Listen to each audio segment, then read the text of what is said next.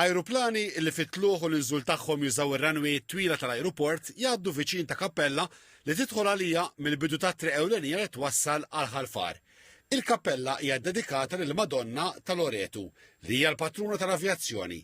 Il-kappella li hija proprjetà tal-parroċċja tal-Gudja inbniet ferm qabel ma ġie żviluppat l-ajruport. L-istorja tagħha tmur lura lejn l-1533 f'dik iż-żmien meta kien hawn xi attakk mit-Torok u kemm il-kavalleru kien f'dawn l-inħawi. U ishom għamlu weda bejn il-Maltin u l-kavalleri li tinbena l-ewwel knisja żgħira iddedikata lil Madonna ta' Loreto u kienet mibnija proprju hawn. Din mhix dik il-knisja x'imbagħad dik waqgħet u raġgħet inbniet din ikbar fl-1700 fis-seklu 18. Il-Knisja tiċċelebra l-festa tal-Madonna ta' Loreto fl-10 ta' Deċembru.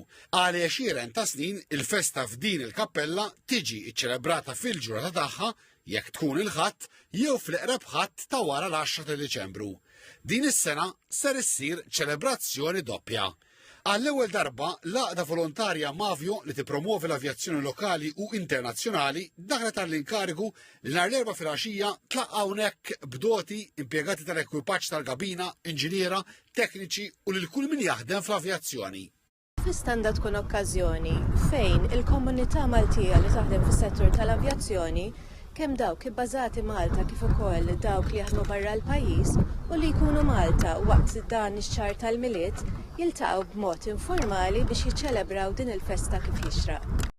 Għal-festa lil patruna tal-avjazzjoni fl-10 ta' Deċembru bejn is-6 u d-9 ta' filgħaxija ser ikun hemm l-elementi ta' festa tradizzjonali u d-diesa, daq ta' marċi u lob ta' nar. Il-ħadd 14 ta' Deċembru mbagħad il-parroċċja tal-Gudja torganizza il-festa tal-kappella.